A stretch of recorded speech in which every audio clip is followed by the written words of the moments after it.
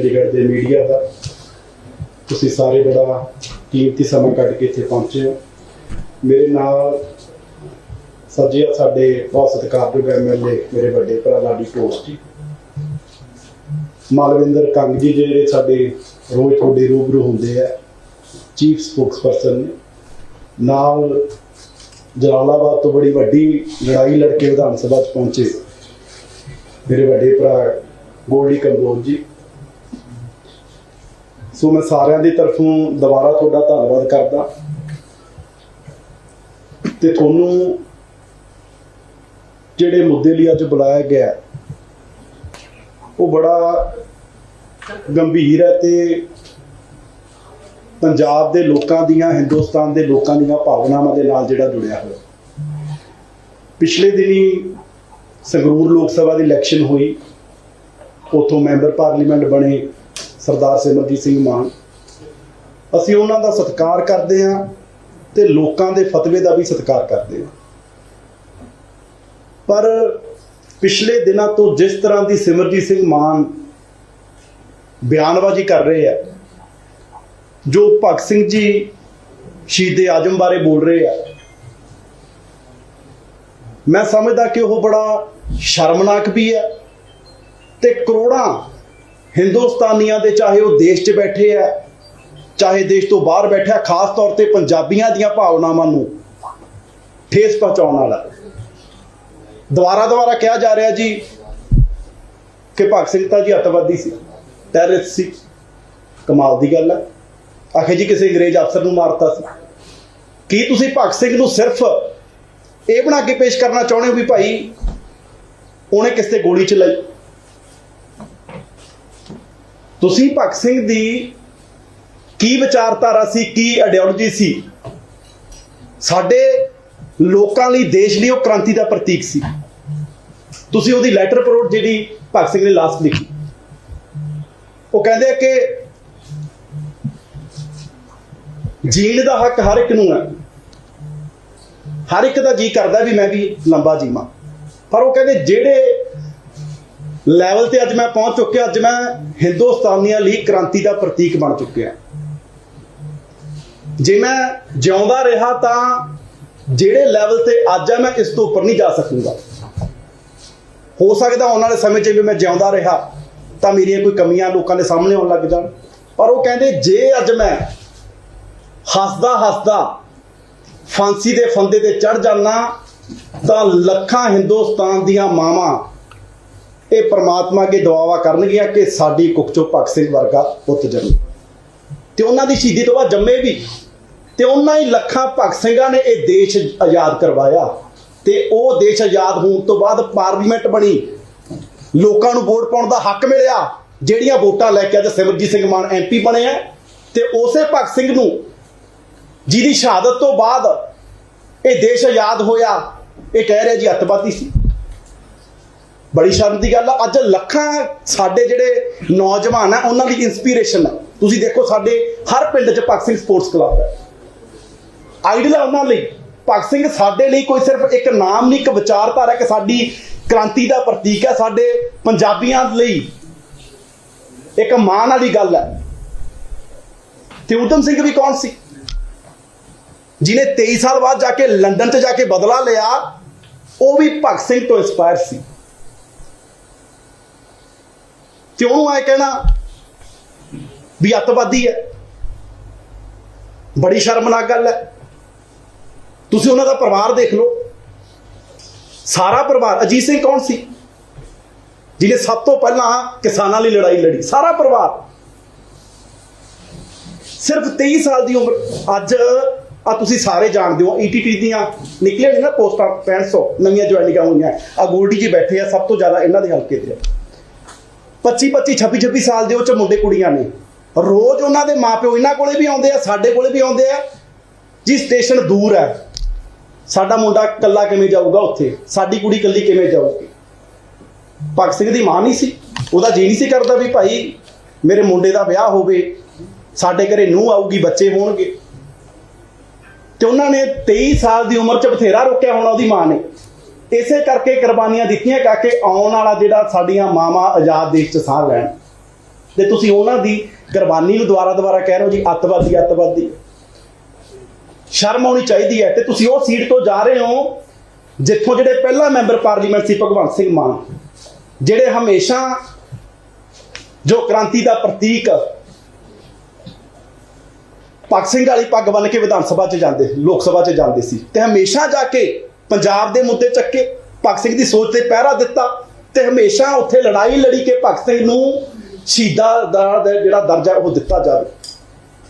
ਤੇ ਉਹਨਾਂ ਦੇ ਜਨਮ ਦਿਨ ਤੇ ਵੀ ਮਾਨ ਸਾਹਿਬ ਨੇ ਉੱਥੇ ਪੂਰੀ ਪਾਰਲੀਮੈਂਟ ਨੇ ਜਿਹੜਾ ਭਗਤ ਸਿੰਘ ਦੀ ਜਿਹੜੀ ਸ਼ਹਾਦਤ ਨੂੰ ਜਿਹੜਾ ਪ੍ਰਣਾਮ ਕੀਤਾ। ਸੋ ਬੜੀ ਸ਼ਰਮਨਾਕ ਗੱਲ ਹੈ। ਇਹ ਇਕੱਲਾ ਪੰਜਾਬ ਦਾ ਨਹੀਂ, ਪੂਰੇ ਹਿੰਦੁਸਤਾਨ ਦੇ ਲੋਕਾਂ ਦਾ ਉਹਨਾਂ ਦੇ ਜਜ਼ਬਾਤਾਂ ਨਾਲ, ਭਾਵਨਾ ਨਾਲ ਜੁੜਿਆ ਹੋਇਆ ਮੁੱਦਾ ਹੈਗਾ। ਇਹਦੇ ਤੇ ਸਿਮਰਜੀਤ ਸਿੰਘ ਮਾਨ ਨੂੰ ਤੁਰੰਤ ਜਿਹੜੀ ਹੈ ਉਹ ਮਾਫੀ ਮੰਗਣੀ ਚਾਹੀਦੀ ਹੈ। ਨਹੀਂ ਆਉਣ ਵਾਲੇ ਸਮੇਂ 'ਚ, ਕਿਉਂਕਿ ਭਗਤ ਸਿੰਘ ਸਾਡੇ ਲਈ ਆਈਡਲ ਹੈ। ਅਸੀਂ ਤਾਂ ਪਿੱਛੇ ਵੀ ਪਹਿਲੀ ਸਰਕਾਰ ਆਈ ਹੈ ਜਿਹਨੇ ਭਗਤ ਸਿੰਘ ਦੀ, ਅੰਬੇਦਕਰ ਜੀ ਦੀ ਫੋਟੋ ਲਾਈ ਹੈ। ਅੱਗੇ ਕਿਹਨਾਂ ਦੇ ਲੱਗੀਆਂ ਹੁੰਦੀਆਂ ਸੀ? ਤੂੰ ਤਾਂ ਸਾਰੇ ਕਵਰ ਕਰਦੇ ਰਹੇ, ਮੁੱਖ ਮੰਤਰੀਆਂ ਦੀਆਂ ਜਿਨ੍ਹਾਂ ਭ੍ਰਿਸ਼ਟ ਲੋਕਾਂ ਨੇ ਦੇਸ਼ ਬਰਬਾਦ ਕਰਕੇ ਰੱਖਤਾ। ਅਸੀਂ ਇਸੇ ਕਰਕੇ ਲਾਈ ਹੈ ਤਾਂ ਕਿ ਜਿਹੜੀਆਂ ਸਾਡੀਆਂ ਆਉਣ ਵਾਲੀਆਂ ਪੀੜ੍ਹੀਆਂ ਨੇ ਉਹਨਾਂ ਨੂੰ ਪਤਾ ਲੱਗੇ ਵੀ ਭਗਤ ਸਿੰਘ ਕੌਣ ਹੈ, ਤੇ ਸਾਨੂੰ ਵੀ ਉੱਥੇ ਬੈਠਿਆਂ ਨੂੰ ਹਮੇਸ਼ਾ ਯਾਦ ਰਹੇ ਵੀ ਇਹਨਾਂ ਲੋਕਾਂ ਨੇ ਸ਼ਹਾਦਤ ਦੇ ਕੇ ਦੇਸ਼ ਯਾਦ ਕਰਵਾਇਆ ਸੀ, ਇਹਨਾਂ ਦੀ ਸੋਚ ਤੇ ਪਹਿਰਾ ਦੇਣਾ। ਸੋ ਸਿਮਰਜੀਤ ਸਿੰਘ ਮਾਨ MP ਸਾਹਿਬ ਨੂੰ ਤੁਰੰਤ ਜਿਹੜੀ ਆ ਮਾਫੀ ਮੰਗਣੀ ਚਾਹੀਦੀ ਹੈ। ਨਹੀਂ ਆਉਣ ਵਾਲੇ ਸਮੇਂ 'ਚ ਉਹਨਾਂ ਵਿਰੁੱਧ ਜਿਹੜਾ ਸੰਘਰਸ਼ ਹੈ ਉਹ ਹੋਰ ਤਿੱਖਾ ਹੋਵੇਗਾ।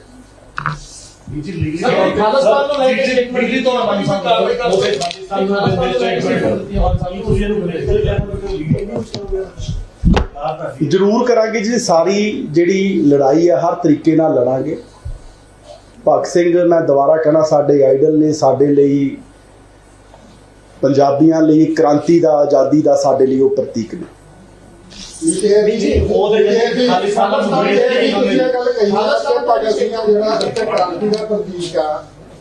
ਇੱਕ ਵਿਚਾਰਧਾਰਾ ਪਿਛਲੇ ਸਰਕਾਰ ਦੇ ਦੌਰਾਨ ਤੁਸੀਂ ਜਦੋਂ ਆਪੋਜੀਸ਼ਨ ਵਿੱਚ ਬੈਠਦੇ ਰਹੇ ਆ, ਉਦੋਂ ਇੱਕ ਵਾਰ ਮੁੱਦਾ ਜਿਹੜਾ ਪਿਛਲੇ ਕਈ ਸਾਲਾਂ ਤੋਂ ਵਿਧਾਨ ਸਭਾ ਦੇ ਵਿੱਚ ਆ ਰਿਹਾ ਹੈ ਕਿ ਸ਼ਹੀਦ ਭਗਤ ਸਿੰਘ ਹੋਰਾਂ ਨੂੰ ਸ਼ਹੀਦ ਦਾ ਦਰਜਾ ਦਿੱਤਾ ਜਾਵੇ। ਜਦੋਂ ਤੁਸੀਂ ਆਪੋਜੀਸ਼ਨ ਦਾ ਉਦੋਂ ਵੀ ਮੰਗ ਕਰਦੇ ਰਹੇ ਕੁਝ ਲੋਕ।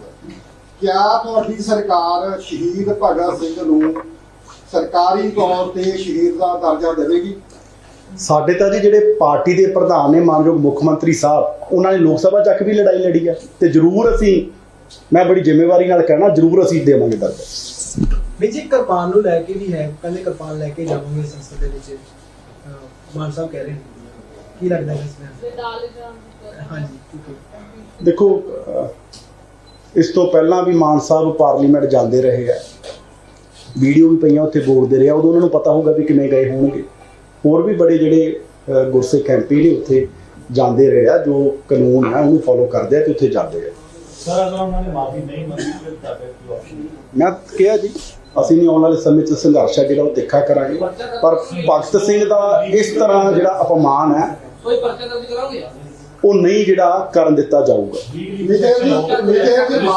ਕੋਈ ਇਹਦਾ ਜਿਹੜਾ ਕੋਈ ਲੀਗਲ ਹੋਇਆ ਉਹ ਵੀ ਅਸੀਂ ਕਾਨੂੰਨੀ ਰਾਇ ਜਿਹੜੀ ਉਹ ਲੈ ਜੀ। ਮਾਂ ਸਾਹਿਬ ਇਹ ਗੱਲ ਕਹਿ ਰਹੇ ਆ ਕਿ ਮੈਂ ਉਹਨਾਂ ਨੂੰ ਇਹ ਨਹੀਂ ਕਿਹਾ ਵੀ ਸ਼ਹੀਦ ਭਗਤ ਸਿੰਘ ਅੱਤਵਾਦੀ, ਮੈਂ ਇਹ ਕਿਹਾ ਕਿ ਜਿਹੜੀ ਬ੍ਰਿਟਿਸ਼ ਸਰਕਾਰ ਆ, ਕਿਉਂਕਿ ਉਹਨਾਂ ਨੇ ਬ੍ਰਿਟਿਸ਼ ਸਰਕਾਰ ਦੇ ਖਿਲਾਫ ਇੱਕ ਅੰਦੋਲਨ ਚਲਾਇਆ, ਬ੍ਰਿਟਿਸ਼ ਸਰਕਾਰ ਆ ਜਿਹੜੀ ਉਹ ਭਗਤ ਸਿੰਘ ਨੂੰ ਉਦੋਂ ਅੱਤਵਾਦੀ ਮੰਨਦੀ ਸੀਗੀ। ਤੇ ਜਿਹੜੀ ਸਟੇਟ ਆ, ਮੇਰੀ ਗੱਲ ਪੂਰਾ ਹੋਣਾ, ਜਿਹੜੀ ਸਟੇਟ ਆ, ਇਸ ਕਰਕੇ ਜਿਹੜੇ ਸਿੱਖ ਸੰਘਰਸ਼ ਦੇ ਦੌਰਾਨ ਚਾਹੇ ਉਹਨਾਂ ਨੇ ਸ਼ਹੀਦੀਆਂ ਪਾਈਆਂ ਜਾਂ ਲੜ ਰਹੇ ਆ, ਜਿਹੜੀ ਸਟੇਟ ਸਰਕਾਰ ਆ ਹੁਣ ਦੀ ਉਹ ਜਿੱਦਾਂ ਜਿਹਨਾਂ ਨੇ ਤੁਸੀਂ ਸ਼ਿਬਰ ਸਾਹਿਬ ਉਹਨਾਂ ਦੀ, ਸਿਮਰਜੀਤ ਸਿੰਘ ਮਾਨ ਜੀ ਦੀ ਮੈਂ ਪਹਿਲਾਂ ਵਾਲੀ ਸਟੇਟਮੈਂਟ ਵੀ ਸੁਣੀ ਹੈ MP ਬਣਨ ਤੋਂ, ਤੇ ਦੁਬਾਰਾ ਵਾਲੀ ਵੀ ਸੁਣੀ, ਉਹ 'ਚ ਬੜਾ ਕਲੀਅਰ ਉਹ ਕਹਿੰਦੇ ਆ, ਦੁਬਾਰਾ ਕਹਿੰਦੇ ਆ ਕਿ ਹੋਰ ਤੁਸੀਂ ਕੀ ਕਹੋਗੇ ਜਿਹਨੇ ਅੰਗਰੇਜ਼ ਅਫਸਰ ਦੀ ਗੋਲੀ ਮਾਰਤੀ। ਤੁਸੀਂ ਨਹੀਂ, ਉਹ ਤਾਂ ਪੱਤਰਕਾਰ ਨੂੰ ਵੀ ਕਹਿ ਰਹੇ ਵੀ ਤੁਸੀਂ ਨਹੀਂ ਕਹੋਗੇ, ਹੋਰ ਦੱਸੋ ਕੀ ਕਹੋਗੇ। ਅੱਜ ਕੱਲ ਕਿਹੜਾ ਕੋਈ ਗੱਲ ਰੁਕੀ ਰਹਿੰਦੀ ਹੈ, ਸਾਰੀ YouTube ਤੇ ਪਈਆਂ ਨੇ, ਤੁਸੀਂ ਹੁਣ ਕੱਢ ਕੇ ਦੇਖ ਲਓ, ਸਾਰਾ ਕੁਝ ਲੋਕਾਂ ਦੇ ਸਾਹਮਣੇ ਆ, ਪਬਲਿਕ ਡੋਮੇਨ 'ਚ ਹੈ। ਵੀ ਜੀ ਖਾਲਿਸਤਾਨ ਵਾਲੀ ਸਟੇਟਮੈਂਟ ਕਿਵੇਂ ਦੇਖਦੇ ਹੋ? ਉਹਨਾਂ ਨੇ ਸਮਰਥਨ ਦਿੱਤਾ, ਉਹਨਾਂ ਨੇ ਕਿਹਾ ਕਿ ਪਾਰਲੀਮੈਂਟ ਤੇ ਵੀ ਕੋਈ ਇਹੋ ਜਿਹੀ ਰੋਕ ਨਹੀਂ ਲਾਈ, ਚਰਚਾ ਕੀਤੀ ਜਾ ਸਕਦੀ ਹੈ। ਦੇਖੋ, ਅਸੀਂ ਦੇਸ਼ ਦੇ ਸੰਵਿਧਾਨ 'ਚ ਵਿਸ਼ਵਾਸ ਰੱਖਣ ਵਾਲੀ ਸਾਡੀ ਸੈਕੂਲਰ ਪਾਰਟੀ ਹੈ। ਇਸ ਦੇਸ਼ ਦੀ ਏਕਤਾ ਤੇ ਅਖੰਡਤਾ ਨੂੰ ਜੋ ਵੀ ਲੋਕ ਕਹਿ ਲਓ ਵੀ ਸਾਡੀ ਸ਼ਾਂਤੀ ਨੂੰ, ਸਾਡੀ ਏਕਤਾ ਨੂੰ ਭੰਗ ਕਰਨਾ ਚਾਹੁੰਦੇ ਆ ਜਾਂ ਇਦਾਂ ਦੀਆਂ ਬਿਆਨਬਾਜ਼ੀਆਂ ਕਰਨਗੇ, ਤਾਂ ਉਹਨਾਂ ਨੂੰ ਕਿਸੇ ਨੂੰ ਵੀ ਜਿਹੜੇ ਦੇਸ਼ ਦੇ ਲੋਕ ਨੇ ਉਹ ਮਾਫ ਹੈ ਜਿਹੜਾ ਉਹ ਨਹੀਂ ਕਰਨਗੇ।